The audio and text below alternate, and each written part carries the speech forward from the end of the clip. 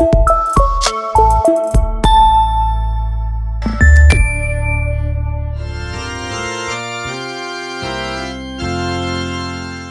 mofinaina isan'andro atolotry ny mpitandrina rakotina valina maoly.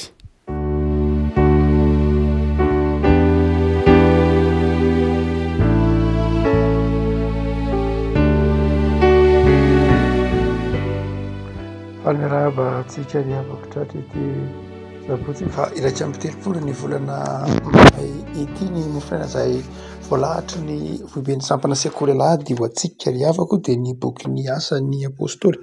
Asan'ny apôstôly toko voalohany andininy fahaenina ka hatramin'ny andininy faha iraika ambin'ny folo. Asan'ny apôstôly toko voalohany andininy fahaenina ka hatramin'ny andininy faha iraika ambin'ny folo. Vakina amin'ny anaran'i Jesosy. Koa izay tafangana teo dia nanontany an'i Jesosy hoe tompoka amin'izao va no ampodianao ny fanjakana ho amin'ny Israely? Fa eo kosa Jesosy taminy. Tsy anareo no ahalala ny andro na ny fotoana izay efa notendren'ny Ray amin'ny fahefa ihany. Fa azo iray ianareo amin'ny ilatsahan'ny fanahy masina aminareo ary ho vavolombeloko any Jerosalema sy ireny Jodea sy Samaria hatrany amin'ny farany tany. Ary rehefa nilaza any Jesosy dia nakarina izy raha mbola nijery azy ireo. Ary nisy rahona nitondra azy ka tsy hitan'ny masony intsony izy. Ary raha mbola nandinika ny lanitra izy ireo tamin'ny nandehanan'i Jesosy, indreo nisy roalahy teo amin'ny ilany niakanjo fotsy izay nanao hoe ry lehilahy Galiliana, nahoana no mijanona eto mijery ny lanitra ianareo?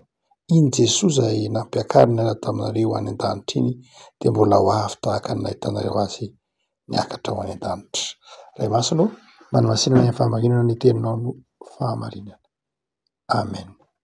Riavana ity andin-tsotra masina eto am-piantarantsika ity zarazay mofinaina ho antsika dia miresaka ny fotoana farany nionan'i Jesosy tamin'ny mpianatra tetỳ ambonin'ny tany izay nifarana tamin'ny fiakarany tany an-danitra.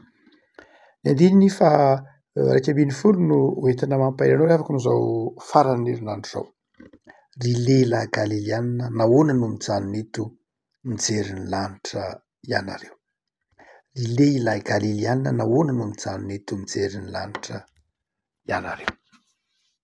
Rehefa nakarina tany an-danitra Jesosy, niakaraka any an-danitra Jesosy dia ireo mpianatra kosa izay teo an-tendrombohitra dia soratra teo moa nanafatra ireo mpianatra ireo manao hoe any Galily tsika mihoana taorian'ny nitsanganan'i Jesosy tamin'ny maty dia nanafatra tamin'ny Maria izy miteny hoe lazao amin'ny mpianatra fa any Galily mihoana aminy. Ary dia tany Galily ireto mpianatra ireto no nihoana tamin'ny tompo ary tany rahateo no nakarina nakany an-danitra Jesosy. Dia rehefa teo amin'ilay tendrombohitra izay niakaran'i Jesosy nakany an-danitra, toerana nampiakarana Jesosy nakany an-danitra dia variana ny mpianatra. Ahoana moa tsy ahavariana ny mpianatra? Ilay Jesosy izay hitany tetỳ ambonin'ny tany, nanasa ny tongony, maty teo amin'ny hazo fijaliana, niviraviray ny olona, iny fa nitsangana tamin'ny maty ary niakatra nakany an-danitra. Ahoana moa no tsy ahavariana ny mpianatra? Satria olombelona hitany teo ihany Jesosy, marina loatra fa nino izy niteny hoe ianao ny zanak'Andriamanitra velona. Saingy izao fihetsika tsy nahazatra azy loatra zany hoe iny eny misy olombelona ny fahitany an'i Jesosy na dia Andriamanitra aza niakatra nakany an-danitra dia variana izy. Mahavariana. Any amin'ny vanim-potoana any antikitetitsika ary na dia amin'izao andro antsika izao ara dia ahavarianantsika mihitsy nijery an'izany hoe olona miakatra nakany an-danitra, tsy misy elatra, tsy misy sambon-danitra, tsy ino. Rarisitsiny mihitsy raha variana ny mpianatra.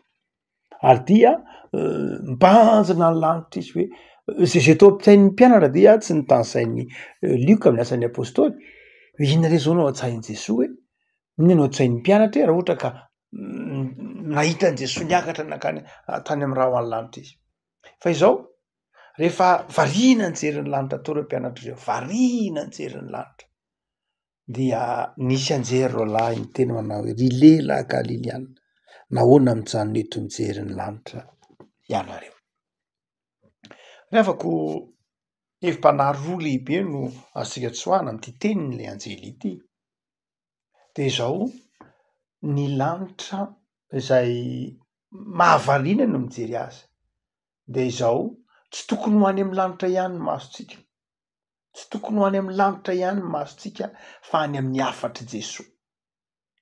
Ndray mantsy zavako malalana kristianina de manao takireto apôstôly reto na reto mpianatra reto, variana mijery ny lanitra, variana mibanjina amin'ny lanitra, variana mitodika any amin'ny lanitra, zay tokony ho fiainantsika mazava ho azy, ny mibanjina ny lanitra, ny mitodika any amin'ny fiainana mandrakizay, fa tsy azo ataontsika ny mijanona am'zay zay fomba fijery zay ihany. Ary dia taon'ny tompo isika hatsiaro ny mission na ny zavatra miandry antsika. Hoy Jesosy mantsy tamin'ireo mpianatra rehefa niakatra mialohan'ny zavatra rehetra, azo hery ianareo amin'ny lantsahan'ny fanamasina ary ho vavolombeloko any Jerosalema, eran'ny Jodia, Samaria hatramin'ny farany tany. Tsy mahazo variana antsika rehefa afaka malala. Na de ny lanitra ary tsy tokony hahavariana antsika ny fibanjinana azy, fa ny mamaka antsika amin'ny tany fandalovana teo de zao mibanjina ny lanitra ny fiainana mandrakizay, fa tsy manadino mihitsy ny asa sain'i Jesosy ataontsika, ny mission-tsika, ny antom-pisintsika, mitory ny filazantsara vavolombelon'ny Jesosy. Hoy isika manao hoe indraindray betsaka ny mpino na ny kristianina izay manadino ny fiainana eto ambonin'ny tany, ny tongotra tsy eto ambonin'ny tany indray dia tsy mahajery ny manitra akory, tsy mahajery ny firenena ao anatin'ny fahantrana, tsy mahajery ny mpiarabelona ao anatin'ny fahasahiranana, tsy mahajery ny fianakaviana ao anatin'ny toerana hoe mila vonjy, tsy mahajery hoe eny voailiky ny fiarahamonina, fa hoe za de ho any an-danitra ny mamaika Jesy Andriamanitra ihany, tsy ny fivavahana kristianina rehefa ko malala de tsy fivavahana mitody mibanjina an'Andriamanitra ihany, zay hotsika teto dikevitra, fa mibanjina koa ny fiarahamonina, mibanjina ihany koa ny mpiarabelona. Ny fivavahana kristianina dia fivavahana mitona ny olona ametraka ny tongony eto amin'ity tany ity, ary atsiary fa misy dikany ny antom-pisiana, misy dikany ny fotoana zay andalovina ty amin'ity tany ty tany ity, fa tsy hoe mandalo eto hibanjina ny lanitra ihany, fa mandalo eto koa hanao soa, mandalo eto amin'ity tany ity hitory ny filazantsara, hampahafantatra ny fitiavan'Andriamanitra, mandalo eto ambonin'ny tany hijoro vavolombelona. Ny nitranga tamin'ny taonjato vanim-potoana tenatena manomboka any amin'ny taonjato fahadimy fahaenina ka tonga ty amin'ny vanim-potoana ny moyen âge, fifaranany moyen âge, de ataontsika hoe aty amin'ny taona dimanjato sy arivo, dia saika nampianarina ny mpino mandrakariva ny momba ny lanitra. Zao ny ao an-danitra ao, misy rihana fito ny lanitra, ary ivelan'izay koa de nampianarina koa ny momba ny elo, ny afobe, ny karazana devoly, ny giradin'ny devoly, de nampianarina koa momba ny lanitra, hoe ny lanitra de misy zao avy ny karazana anjely ao anatiny ao, misy ny kerobima, serofima, serafima, be de be nampianarina momba ny lanitra, satria nitaomina ny olona hibanjina ny lanitra. Ary izay toe-tsainy zay no anankiray nahatonga ny fiarahamonina ty aoriana ty amin'ny taonjato dafy 2010 na hoe tohatra ny vanim-potoana ny fahamaizinana indray le vanim-potoana ny moyen âge. Nahoana moa natao hoe fahamaizinana? Fahamaizinana satria zao marina fa fomba fijery jentilisa zay, ny hoe manondro ny moyen âge ho vanim-potoana ny fahamaizinana, ny antony de zao raha atsorina de zao vanim-potoana tsy nieritreretan'ny olona mihitsy ny manodidina azy. Vanim-potoana tsy nieritreretan'ny olona ny hatsaran'Andriamanitra eto amin'ity zavaboary ity. Vanim-potoana tsy nieritreretan'ny olona hoe tsara ange ny tany, tsara ange ny zavatra nataon'Andriamanitra, fa tsy hoe vanim-potoana fieritreretana hoe ratsy ny tany, ravana ny tany fa ny any an-danitra ihany. Ekena fa zay mihitsy ny fiaina kristianina mazava ho azy. Hoy Paoly mitemana hoe raha mibanjina ny hita isika de mety tsy mandroso, fa mibanjina ny tsy hita isika mba hananantsika faharetana, ny tsy hita zay ao amin'Andriamanitra. Noho zany de tsy edikevitra mihitsy ny azo fijaliana mitaonantsika hibanjina ny fanjakan'Andriamanitra sy ny fiainana mandrakizay, fa ny olana de zao ndraindray hadinontsika fa eto amin'ity tany ity dia misy zavatra tsara nataon'Andriamanitra, nomen'Andriamanitra antsika Madagasikara, nosy tsara tarehy, betsaka zavaboary mahafinaritra tsy ananany zao tontolo zao. Fa variana mibanjina ny lanitra isika de tairin'ny anjely, azavariana mibanjina ny lanitra, jereo ny tanindrazanao, mandra-pialanao ety 70 taona 80 taona zay fotoana omen'Andriamanitra anao, mibanjina ny lanitra fa izao mitongotra eto Madagasikara, mitongotra eto ambonin'ny tany, mibanjina mamikitra mijoro vavolombelona. Eto moa ny tompo teniteny hoe Samarika hatrany amin'ny farantany jodisy ny sisa de ohatr'izay koa tsika rehefa malala miandry itsika eny mpiray tanindrazana amitsika, itsika pino no andrasana, iza indray ara no andrasana hitondra fahatsaram-piainana eo anivon'ny fiarahamonina. Indraindray maheno ny kristianina sika, maheno ny fiarahamonina hoe de tena simba ny toe-tsain'ny olona, miova be ny toe-tsain'ny olona, lasa tia kely ny olona, mora miala ny olona, tsy mifankatia ny olona, mangalatra ny olona, retsy erozana. Ary sao de mba variana mibanjina ny lanitra kosa tsika ka manararoatra ny ratsy, sao de mba variana mibanjina ny lanitra fotsiny sika ka manjary mivelatra eo amin'ny tongotsika ny faharatsiana maro isan-karazany. De eto ry havako malala, zava-dehibe mibanjina ny lanitra fa mijorova volombelona. Mila pino miasa, mila pino tsikivy, mila pino vavolombelon'Andriamanitra. Tsara ny lanitra fa tsara koa ny zavatra ataon'Andriamanitra teto ambonin'ny tany. Marina fa ny simban'ny fahotana, saingy izao misy zavatra tsara be dia tsara nataon'Andriamanitra amin'ny tany. Tsara ny asan'Andriamanitra teto ambonin'ny tany, nametraka olona zavaboary rivotra madio. Fa saingy izao rehefa variana mibanjina ny lanitra ny kristiana dia potehiny izao tontolo izao ny tany zay rehetra eo aminy. Noho izany ry havako malala, zava-dehibe ny fifohazam-panahy zay andrasan'ny tompo amintsika. Mila mijoro vavolombelona isika any Jodisy, Samaria hatrany amin'ny farantany. Tsy variana, tsy manadino ny fizona vavolombelona eto ambonin'ny tany, tsy manadino ireo andraikitra asain'ny tompo sahantsika amin'ny fitiavana. Fa ny faharoa zay aseho ny teteny Sotramasina ity dia izao, Andriamanitra dia maniraka mpanompo hanaitra antsika amin'ny toromasontsika. Variana nijery ny lanitra reto mpianatra reto, nanadino ilay afatra Jesoa hoe mandehanany amin'izao tontolo izao nareo atao mpianatra ny fiainana rehetra sy tranony marary, diovy miboaka, adino izany rehetra izany fa eo amin'ny lanitra izy mibanjina amin'ireo vinakory ihany mba ho tonga any. Dia adino ilay hoe Jesoa ange niakatra nakany an-danitra nahavita ny asany, Jesoa niakatra nakany an-danitra nahavita ny fanompony, eo amin'ny hazo fijaliana ny teny hoe vita.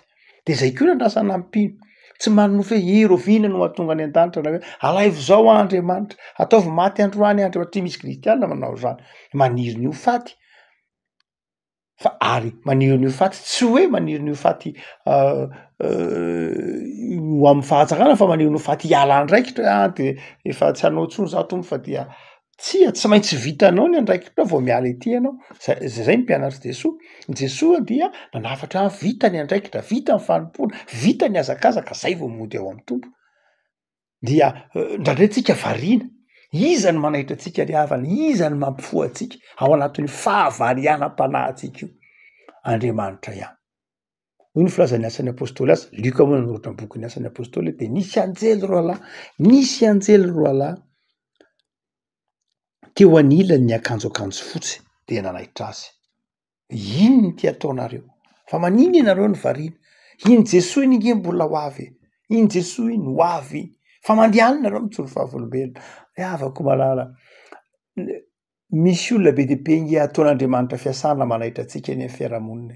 Misy fotoana variana isika, misy fotoana sondriana isika, misy fotoana mety mihazona ny fifantohantsika amin'ny asa fanompona, dia misy anjely irahan'Andriamanitra. Lay anjely eo mety ho ny namanao angeno anjely irahan'Andriamanitra manaitra anao hoe aza dekivo ohatrany hoe ianao fa mandro soa amin'ny fanompona, aza variana fa mandro soa amin'ny fanompona. Mety ho mpiara-belona aminao ihany, mety ho namanao, mety ho mpiara-miasa aminao. Reny no anjely irahan'Andriamanitra manaitra anao amin'ny fahavarianam-panahy. Aza variana ianao fa ataovy ny fanomponao. Afako amin'ity bokin'ny asan'ny apôstôly ty ara dia asain'ny tompo mieritreritra isika ny amin'ny antom-pisitsika, fa ataon'ny tompo koa isika fiasana manaitra ny mpiara-belona amintsika zay mety ho tratry ny fahaviaranam-panahy. Mahafinaritra lay tenin'ny anjely manao hoe ry lehilahy galiliana nahoana mijanona eto mijery ny lanitra ianareo galiliana moa ny vombony hoe galiliana moa dia péjoratif ihany tamin'ny andron'i Jesoa milaza Yesu teny ihany satria zany galiliana zany dia olona tsy de nahita fianarana olona tsy manana lenta akademika avo momba ny fahalalana tantsaha tambanivohitra olona mahery setra tsy mahalala fomba tsy nahita fianarana tsy nahita fandrosoana samy hafa amin'ny mponina vanjoty no zany la miteny hoe galiliana dia karazan-drazany hoe olona avy any amin'ny toerana tsy de manahoana loatra lavitry ny fandrosoana ary olona lavitry ny fandrosoana somary voailiky ny avaram-pianarana io no tenenin'ny anjelona hoe mifoaza azavariana de afaka malala indraindray ihany ny toerana misy atsika ny fieverantsika ny tenantsika de mamatotra atsika koa ka mahatonga atsika mora variana ny tontolo ny beazana atsika ny tontolo ny tombotsika de zao indraindray tontolo miazona atsika ho mora variana dia ny tompo anefa de maniraka mandrakariva mpanompo hanaitra atsika ianao dia amin'ny fotoana sasany foazina miaza variana fa amin'ny fotoana sasany koa isika de mety ho mpamoa hoe mifoaza aza variana zay le ambaran'ny Paoly apôstôly hoe fifampaherezana miara-mandroso zay le ambaran'ny epistily any Hebreo toko 4 manao hoe mifampandinika mpandroso ny fitiavana sy ny asa tsara mifampahery tsy hoe mitsara hoe inona koa ary ianao variana ianao tsy hita foana ianao asa foana nataonao ianao fitadiavana foana mameno fiainanao tsy mba ataonao mihitsy le asa fanompoana tsy zay loatra tsy zay ny tenin'ny reto anjely reto tsy naneso le anjely fa nampahery manao hoe mbola iverina izy fa mandehana ny joro vavolombelona iny hitanareo iny izy fa mbola iverina izy fa tohizo ny asa fanompoana le avako malala zava-dehibe lay ambarany lioketony hoe fifampaherezana rehefa tojy ny namanao anao mety ho kivy izy indraindray mety ho variana izy indraindray mety misy zavatra miazona azy indraindray mety mpahazo zany io arany apôstôly varianako iza koa moa tsika ny tsy ho variana indraindray mety mba mandalo zany ko isika mitafinofo mety mba mandalo fa havarianam-panahy tahaky reto apôstôly reto fa izao tsy avelan'ny tompo ho variana zay mahafinaritra amin'ny tompo rehefa malala tsy avelanao anatin'ilay torimaso io zany ny mpanompony fa ny rano mandrakariva olona moa azy tsy avelan'ny tompo very ao anatin'ny torimaso ny mpanompony fa ny rano mandrakariva hamoa azy hanaitra azy jereo ny fitiavan'Andriamanitra raha ohatra moa ka tsy nirahan'ny tompo teo reo anjely reo de eo zany reo apôstôly reo de variana eo fa saingy zao tsy foiny ny tompo very izy tsy foiny ny tompo tsy ho vita ny asany de maniraka mpanompo izy re afaka malala mety zara ho hanana ny toetra ny reto anjely reto mety eza hanana ny toetra ny reto anjely reto manaitra ampitiavana ireo zay mety azo ny fahavarianam-panahy manaitra ampitiavana ireo zay mety manana olana indraindray ka variana tsy samandray andraikitra fa variana miandry an'Andriamanitra fotsiny iasa tsy diso akoriny hoe miandry an'Andriamanitra iasa fa misy andraikitra izay sain'ny tompo tanteraha itsika araka itenen'ny anjely io hoe mbola izy io fa mandehanana reo mijoro vavolombelona afaka malala engany am'izao faran'ny herinandro zao ahatsiaro ianao hibanjina an'Andriamanitra sy ny fiainana mandrakizay fa indrindrindrindra atsiaro fa ianao no antenain'i Jesoa ianao no andrasan'i Jesoa ianao isika no vavolombelon'i Jesoa de mila mifampahery isika mila mifanaitra isika mila mifampitantana isika tsy mifanakivy tsy mifampitsara tsy mifanaratsy fa mifanohana miara-mijoro vavolombelon'ny fitiavan'Andriamanitra vavakisika tombo misotranao zay ny amin'ny soratra masina izay azo ny anovakina amin'ny tenin-drazanay mampahery anay mampitraka anay ary indrindra aza mampiorona ny finoanay ao aminao Andriamanitra vavakizay tompo sotra noho ny ty herinandro mifarana ity sotra noho ny fitahiana ny menao anay sotra noho ny soa maro samihafa natosako atao amin'ny fiainanay fa tsy navelanao variana izahay tsy navelanao variana atao anatin'ny fitahiana ny menao tsy navelanao variana koa atao anatin'ny fahorinana zavatsarotra lalovanay fa atao aminao mibanjina ny fiainana mandrakizay nefa indrindra indrindra atao aminao hijoro vavolombelon'ny fitiavanao dia mamindrafo anay amin'izay rehetra mety nampalahelo anao nataonay mamelany elokay fa mombanay mandrakariva ianao Jesoa. Irao zahay ho mpanomponao mahatoky. Itaino herinandro vaovao izay omenao anay manomboka rahampitso, ataovy ambany fahasoavanao reny Jesoa.